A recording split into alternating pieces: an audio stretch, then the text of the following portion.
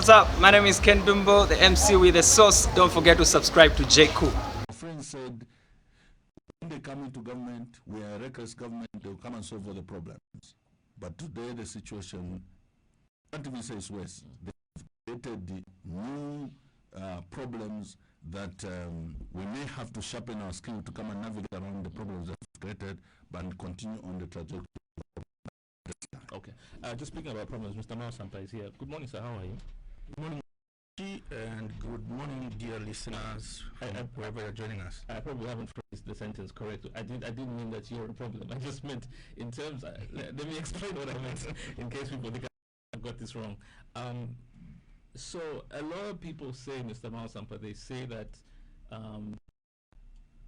in a way you weaken opposition, opting to have this, conference, install yourself as president, in a way sort of weaken the patriotic front and weaken opposition. Obviously now, you've obviously endorsed, the former president. You've given back the party in a way, and there's just now one party and not two different factions. But do you understand when people are a little frustrated with some of the happenings of the past 2 years in terms of opposition and your role in it? Thank you, Luchi, and again, good morning, dear listeners. I'm honored to be here with my brother, the Secretary General of the PF, Honorable Raphael Nakachinda. Your question, Luchi, that I am to blame. Right, I accept. Blame me for everything. I am the causer of the opposition and what transpired in a few years. The Americans have a very good saying. They say, it's not how you fall, it's how you rise. In any gathering of human beings, it's almost guaranteed that you're going to fight. The trees will rub depending on the direction of the wind. Even in our homes, we all rub the fight, unless you're not human. Even in our homes with our wives, but it's how you get up or resolve issues. Take the blame, and it's because of what you've said. I had been listening a lot to the people out there, most of the listeners, and for that very reason, they told me the best way is unite with your brothers. The best way is unite with President Edgar Lungu. The best way is unite with Honorable Given Lubinda and Honorable Nakachinda and all other people. Unite with Honorable Nkanduluo, unite with Honorable Jim Kapata and many others. And I listened. As a politician, God gave me skills to listen to the people, because I'm not a leader for myself. I lead the people, and the people that I lead give me signals on which direction to take and what to do. It's not about what I want. So I listen to the people. I was more than happy to shelve my personal ambitions and do what the people want. It's football, Luchi. It's second half now. So if what I did weakened the opposition in the first half, we have the entire second half, and everything. And the game now is at 0-0. UPND is 0, PF is 0, and we're going to the second half. And players now warmed up, and we have senior players and junior players, and we are rejuvenated as a PF. So we fight stuff even better and finish the game in August 2026. It will not even go in penalties. Can I ask you, because a lot of people are this, they've been curious, since October the 24th, that public holiday, when you had this was there? Were you working with the government, with the party? How is it that you were able to mobilize this security around Mulungushi? Do you just want to? I don't know if you're able to, because a lot of people really want to know. I don't know if you really want to take us in the past. The past must stay in the past. We are looking forward to play. The first half is gone, and the whistle was blown for the second half. So it's irrelevant what transpired. We have united. We are one. I've never joined the UPND. Never will join the UPND. The police are for everybody. They are not for the ruling party. They are not for the opposition. They are for everybody. So if I ask for their services and they are available, it's because I have as a Zambian. But I'm not keen to talk about the past. Okay. It's the past. We have risen, we've dusted ourselves, and we're more united than ever. That's the strength of the PF. Has there been, and I don't know whether it's should answer this one, but has there been, forgiveness within the party? I know that there were some members who were facing expulsions, suspensions. There were members of parliament, who were. Has everyone been forgiven now? Or are those issues still there? Well, I think specifically we're discussing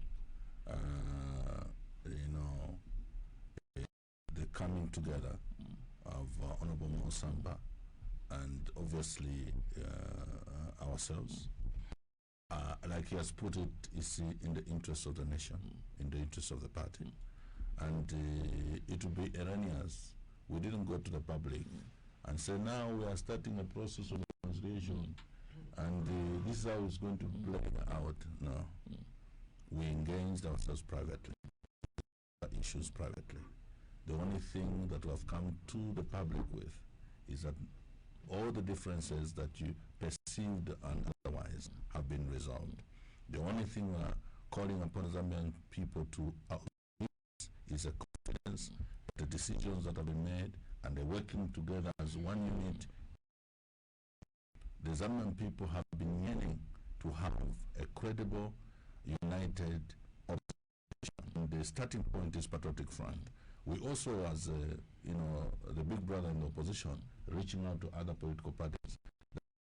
The Zambian people are saying the only thing is, as it were, it was honest conversations. And honest conversations that healing process and coming together. It's not a seamless process. There are some who may look like they are not very clear about what is going on. They may criticize and so on. But the journey of those who are in public office, as it were, people assume the right to make comments. Some of them make conclusions. Some of them, there are people who just sit at home. They have nothing to do, and their innovation is around finding who to criticize. But at the end of the day, we have a country to run. We have a duty as opposition to provide checks and balances now, but also to be able to prepare ourselves as a political party working with others to present a credible set of leaders, men and women, that will be able to help move forward. The issues that we're discussing, the disastrous having to have the Americans plug up in aid of $50 million and the whole country shaking. Of course, in the immediate, but in the long term, that 61 years after independence, we still have to be very dependent to a point where $50 million, aid is taken away. The country, the entire sector is really devastated. I think it's an indictment on all of us as Zambians. By now, we should have been able to meet some of these obligations. But in unity, in unity, this is unity of the party now. Yes. You cannot discount members of parliament. Yes. Now, if there are some members of parliament who maybe have a question mark hanging over them in terms of some of the things that were said by one faction when there were factions, are those yes, even though their expulsions, their suspensions were made on a public forum? As Secretary General, that there are people who took advantage of the situation with Honorable Sampa. They were not even doing that from a perspective that they either supported Honorable Sampa or whatever. They just took advantage of that situation to advance a personal agenda. They are also this matter, from the actual situation that it is. Okay, we are also have made a deliberate decision to bestow and entrust Honorable Sampa with the responsibility of being leader of opposition in Parliament. And we are confident that he should be able to, whip members of Parliament. There are two aspects. want to foster even a greater unity within the party, to make sure that every facet of first is putting in the same direction. And the facet here has to do with, first, of course, the Central Committee under the leadership of President Edgar Chagalungu. And second, it is members of parliament under his leadership. We have mayors and persons, we have councillors, we have structures across the country. As Secretary General, my responsibility has been to make sure that those that may have been, with Honorable Mao Sampa and they were displaced, that there is genuine unity from the top going downwards up to the section, so that those who may have moved and that is healing up to that level, because we need unity even at the level of the political party for this machine. So I'm asking about the MPs in particular, because obviously we're going into a period where there is some legislation that might be on the floor of the House that obviously requires, I suppose, those that are PF MPs to be whipped in a certain direction.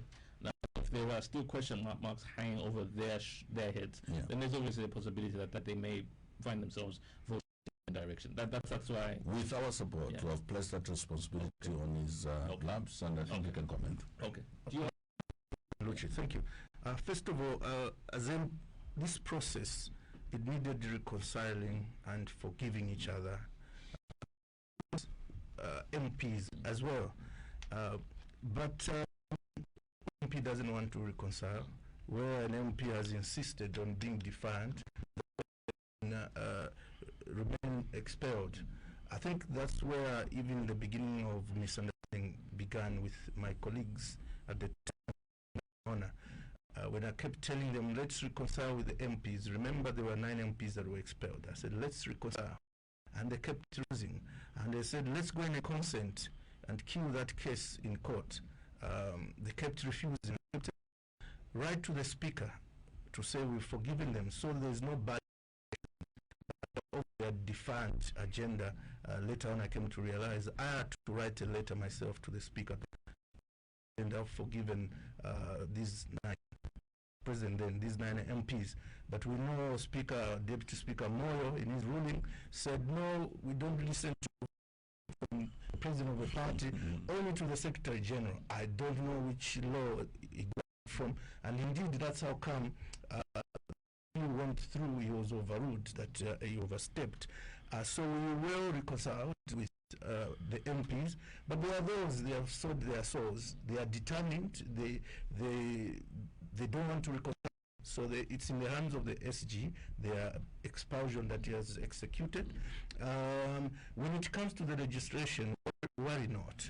We've done our homework of working together as PF is enough.